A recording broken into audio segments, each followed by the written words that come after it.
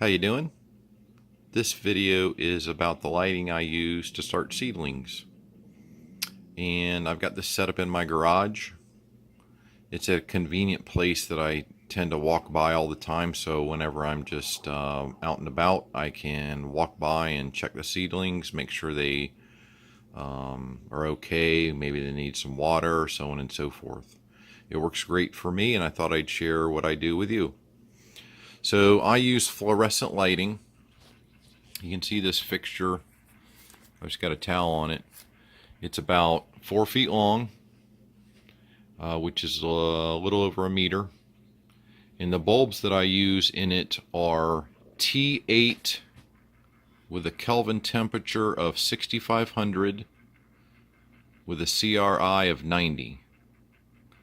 And what that all means is, just starting with the T8 bulbs are measured in 1/8 of an inch in the US, and T8 is 8/8 of an inch, so they're 1 inch in diameter. The Kelvin rating of 6500 closely mimics sunlight, and the CRI is a measure of how closely that bulb gets to the Kelvin rating. So it's a pretty accurate bulb that mimics sunlight, is the bottom line. And these work great for me. Way back in the day, all I could find and use were regular fluorescent bulbs, and they tended to be more blue light, and the seedlings that I grew were kind of tall and lanky. And that was okay, that worked out, but these bulbs have been much better. I know there are LED bulbs and other bulbs available now, but I am looking for something inexpensive, and that's why I bought these bulbs, and I've used them for several years and started hundreds and hundreds of seedlings.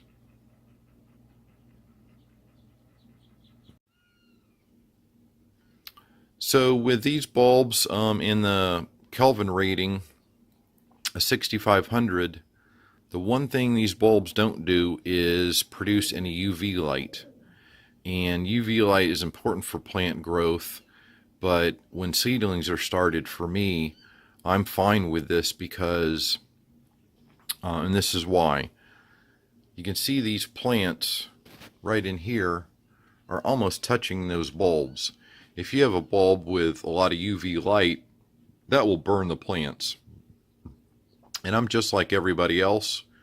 I get a little busy, and then I'm like, oh my gosh, I gotta transplant these. And sometimes they're growing right up into the bulbs, and they're not going to get burned. They'll just be a little taller and, a little more established. So I don't mind the UV or the no UV in these bulbs.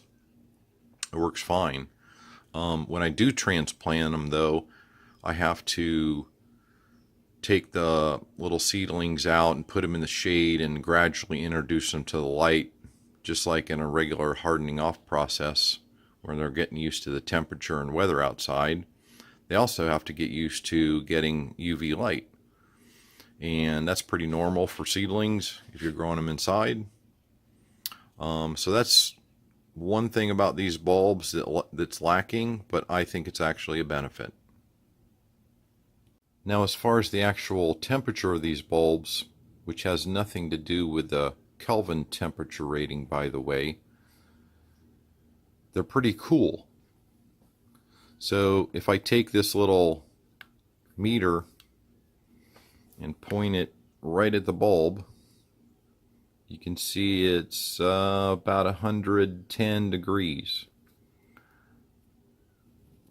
about 43 C. That's not bad. For whatever reason, that doesn't seem to bother the plants. And if I shoot it right on this tray, you can see the tray's about 76 degrees, about 24 C. So that's a nice temperature. If I do it on this empty tray on this black material, you can see it's about 80 degrees, are about 27C. That's great too. They're not going to get too hot under a dome, which I use.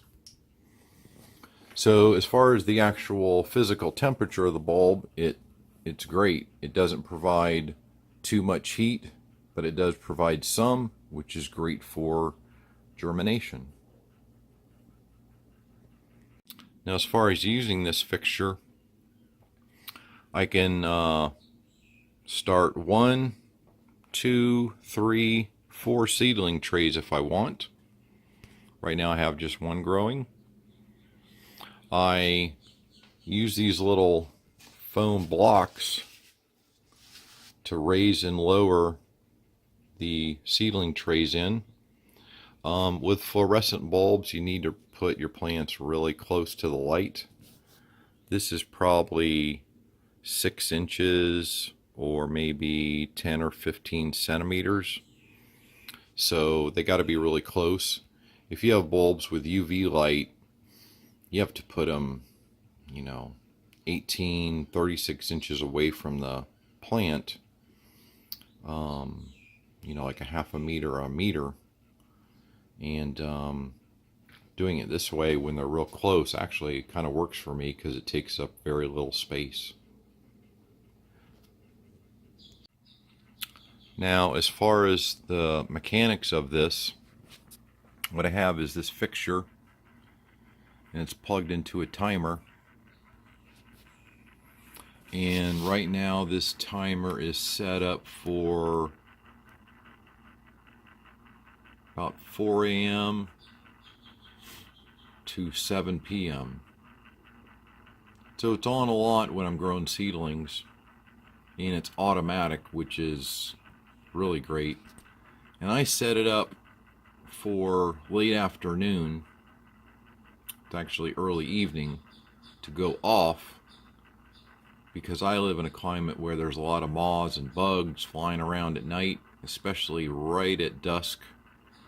So right now it's getting dark about 8 p.m. and I turn it off at about 7, just in case I have the garage door open, I'm still working outside, there's no bugs flying inside trying to, how the moths or whatever will kind of fly around the light.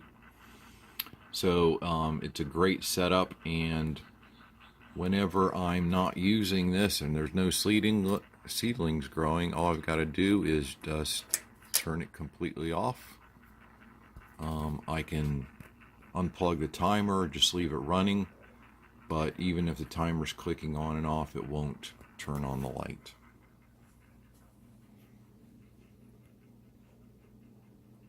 So that's my setup.